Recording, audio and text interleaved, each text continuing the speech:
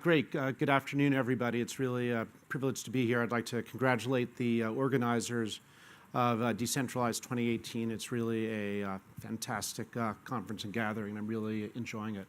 So today I'm going to talk about the topic of who regulates Bitcoin.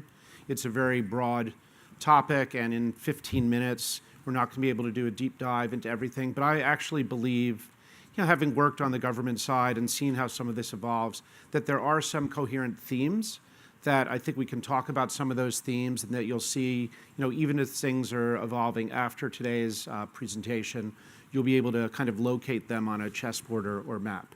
I do think that there's sense to what's happening in Bitcoin and crypto regulation. Governments are worrying about a lot of the same things, and today we're going to talk about what those are. In terms of my background, I've worked on the government side. The US CFTC was one of the first regulators in the world to provide some legal certainty about the status of virtual currencies. They determined in 2014, 2015 that virtual currencies are a commodity under US statutes. It's a very broad definition. I led a lot of that work, worked with other regulators. Today, as was mentioned, I am based in New York, but I work with companies all over the world trying to make sense of the regulatory environment and build a new market structure, which I think is very important. So let's start today with a riddle or a question. Answers are welcome. How is Bitcoin like a motorboat? Don't be shy if anybody wants to guess.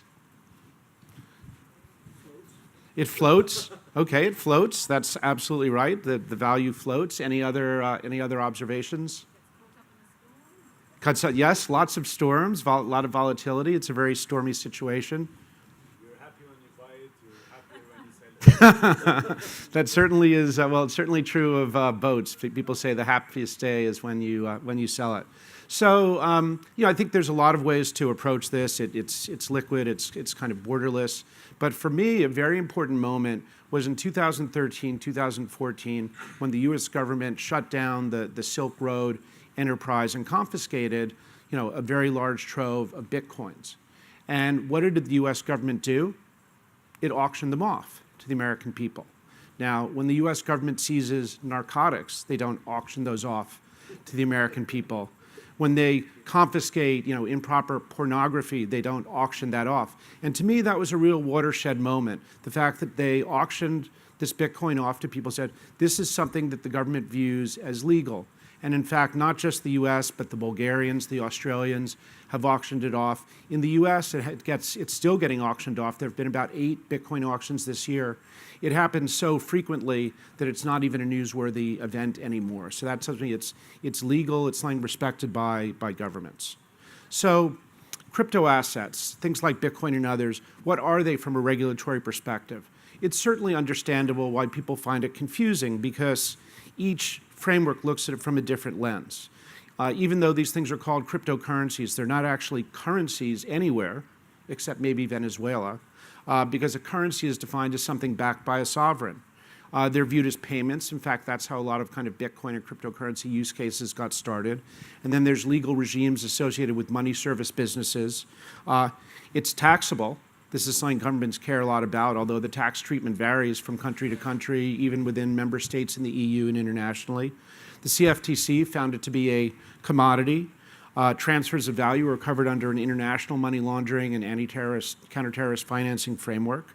In many cases, it's viewed as a security or investment contract in the US, unless it's Ethereum or Bitcoin, in which case it's not a security. In the EU, in addition to it not being a currency, it's not a commodity and not a financial instrument.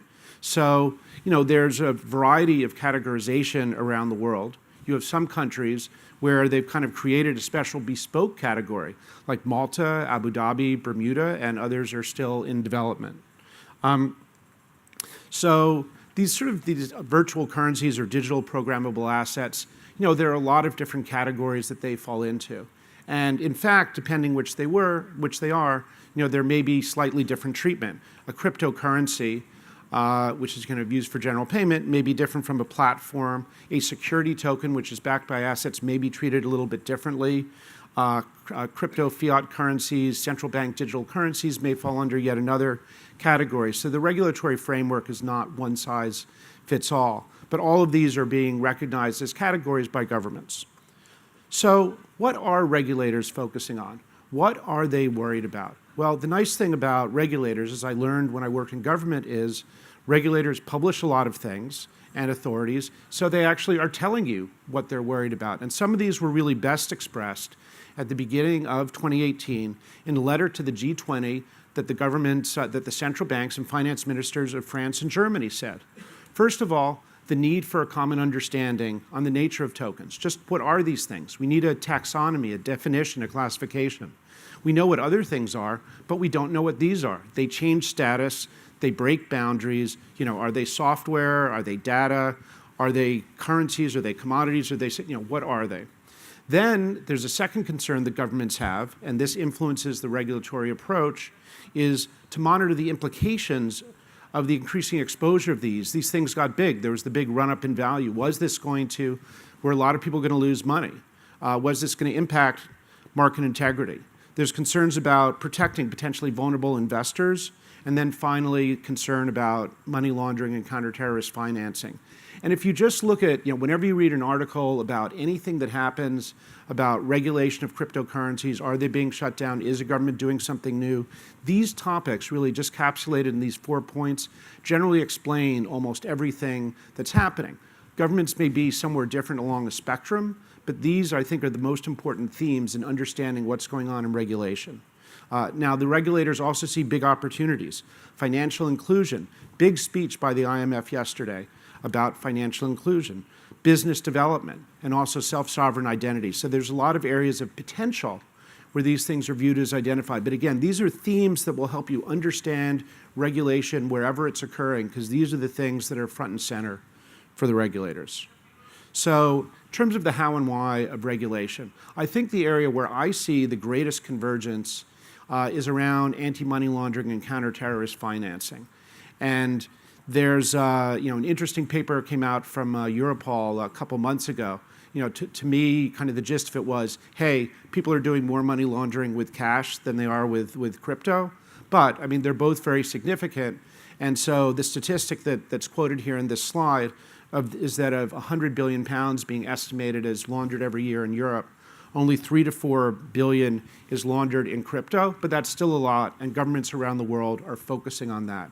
And that's kind of a big theme, I think, as we go through 2018 and into 2019.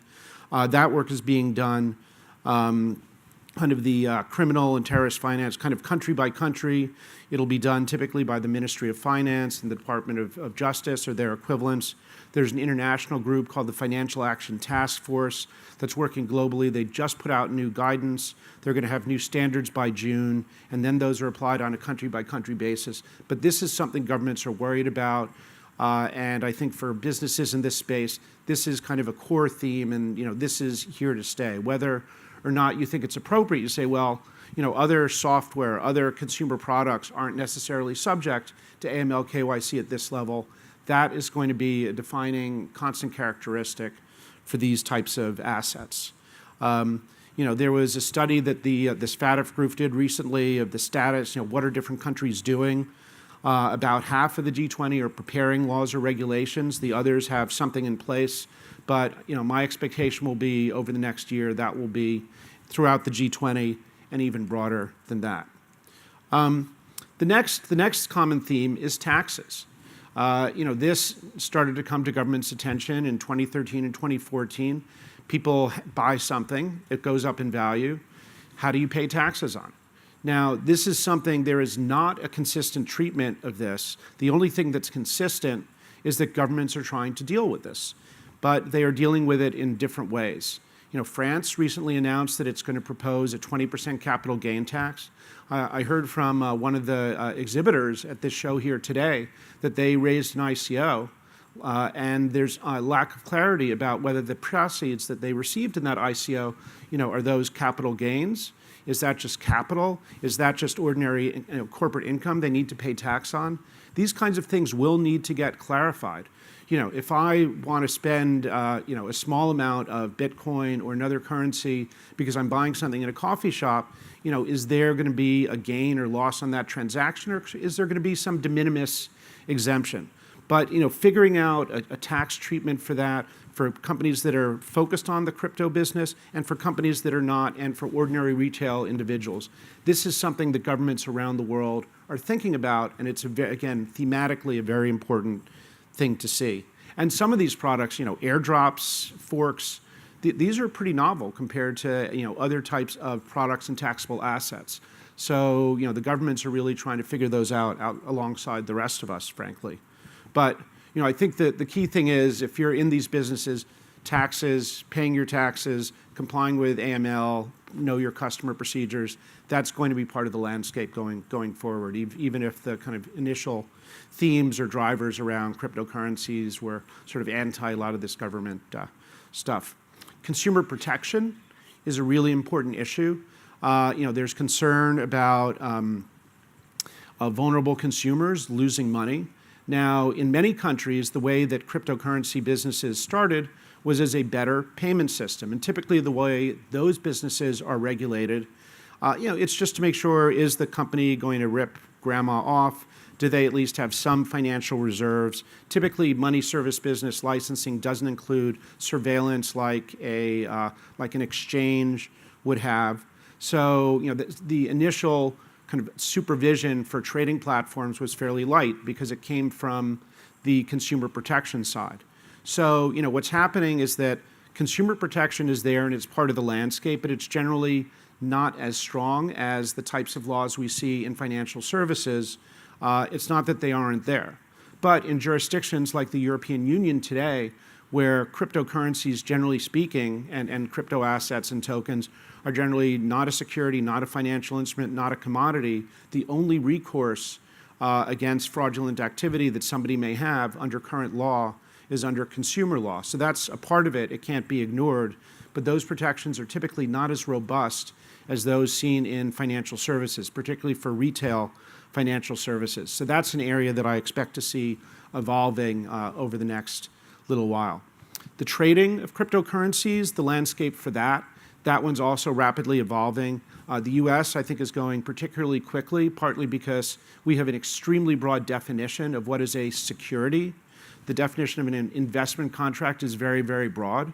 So while, again, I'll point back to the European Union, where the definition of a financial instrument or security generally excludes most crypto assets, in the US, these things need to be offered in compliance with securities laws for the most part, with the exception of some that are viewed as sufficiently decentralized, like Bitcoin, its offshoots, and decentralized, Ether, as was clarified a little bit earlier this year.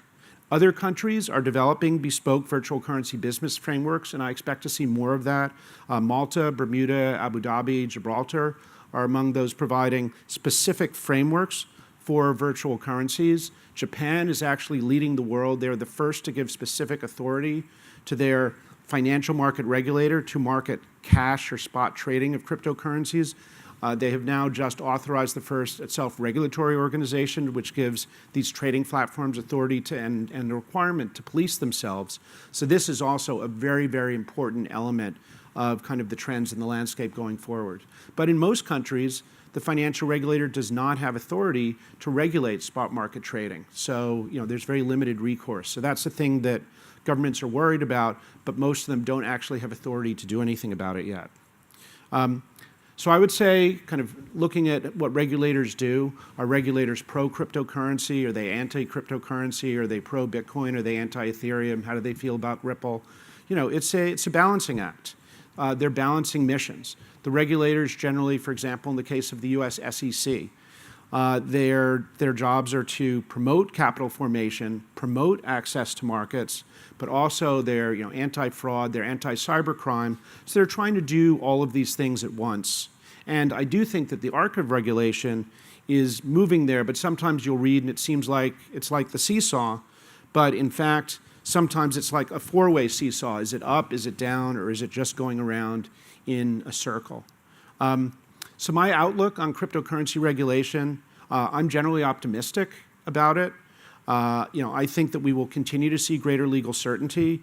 I do believe there's already very high and growing regulatory convergence on the AML, counter-terrorist financing, KYC things under the FATF framework.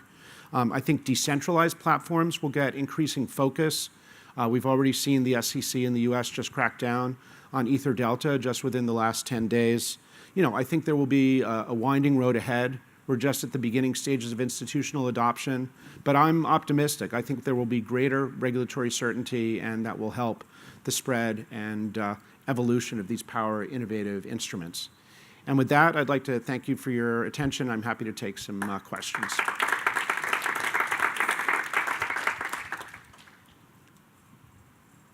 If any, or a statement if in the absence of questions. Over here.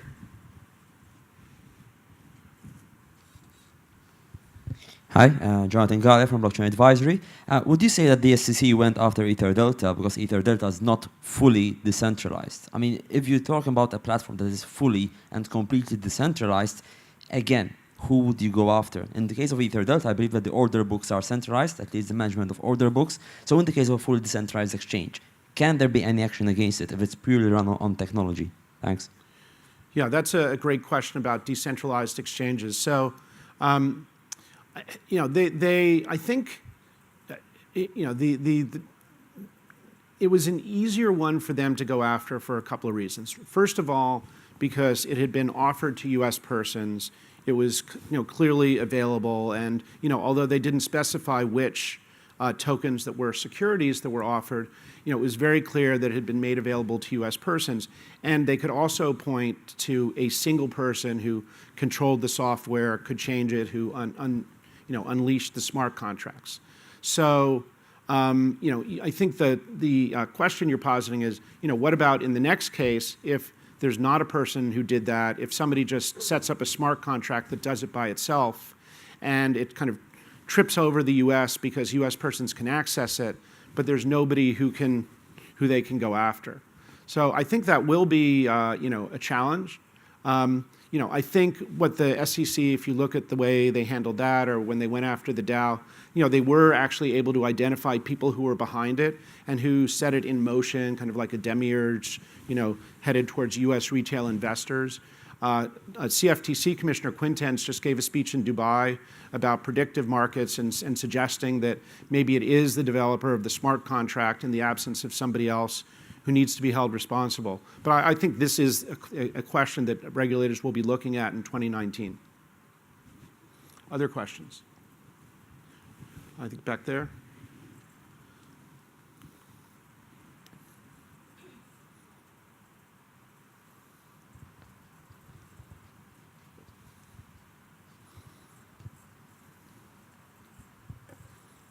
Oh, sorry, I thought that gentleman had a question.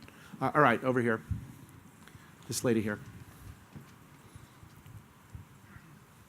Hi, my name is Esther from Source Capital. I just want to see what you think about the current development of STOs.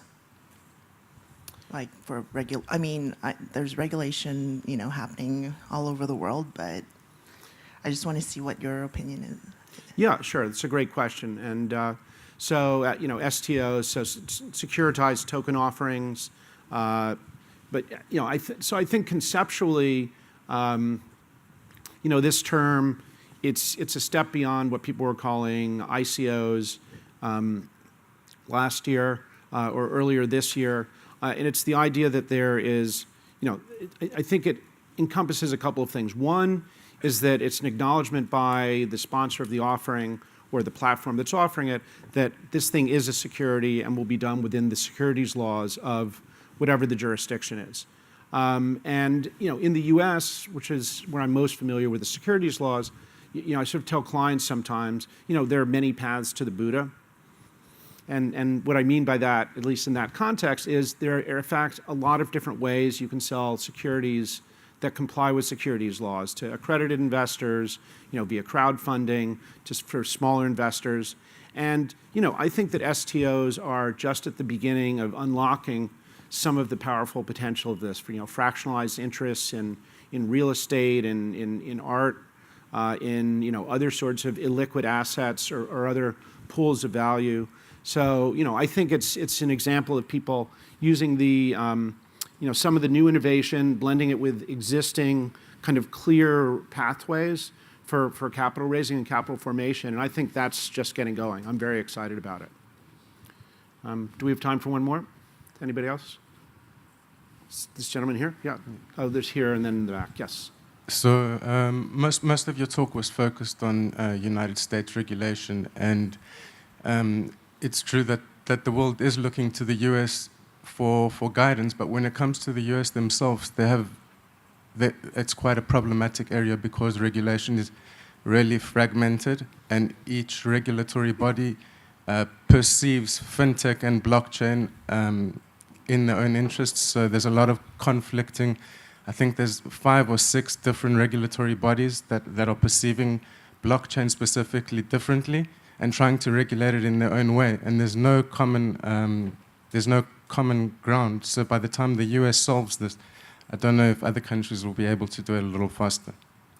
Yeah. So, well, I agree with your observation that it's very, very challenging in the U.S. for innovators because of the complexity of financial services regulation. I will say that the themes that I covered, that in terms of financial stability, defining these things, AML, KYC, those other themes were meant to be global, and I gave, meant to give a number. I think you can look at global regulation that way.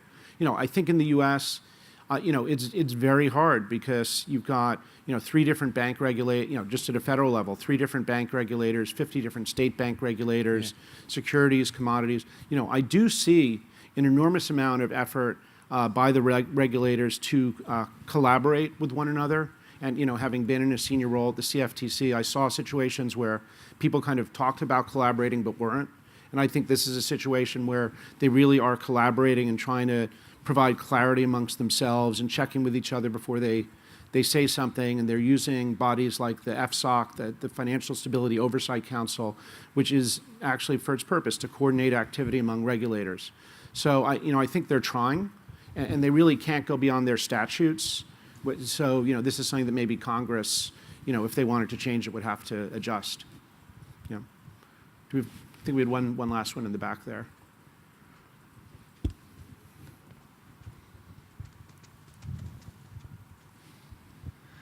Joshua Shigala from Voltoro here. The more that this space is evolving, the more we're seeing that there's going to be millions, if not billions, of different tokens and different blockchains and different projects and different ICOs and different. How the hell are these regulators so obsessed with power that they think they can regulate all of this? I mean, it's just stupid. Why don't they just say something like, hey, we can't do this, and start educating people on what to invest in instead of trying to rule this thing and going back to maths? I mean, the whole point of crypto is to regulate through mathematics, through rules of smart contracts, and saying, hey, look, if a user gets burnt, by the way, you can get burnt by the poker machines in Vegas as a retail investor as well.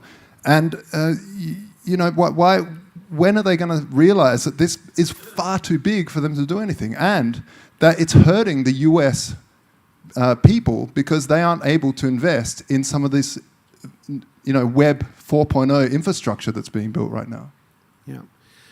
So we're in an area of something that's new, and that there's a lot of debate about what the best way is to handle it. My former boss at the CFTC, Chairman Giancarlo, who I worked with on launching Lab CFTC, his sort of earliest comment about kind of distributed ledger and blockchain was, first, do no harm. Kind of similar to the position the U.S. took during the development of the internet in the late 90s. So I think regulators, it kind of comes back to what I consider balancing different missions. I think, first of all, there's this lack of clarity about what these things are. I think also, the SEC feels that if it's a security, they have to regulate, or if it's a securities offering, they have to do that.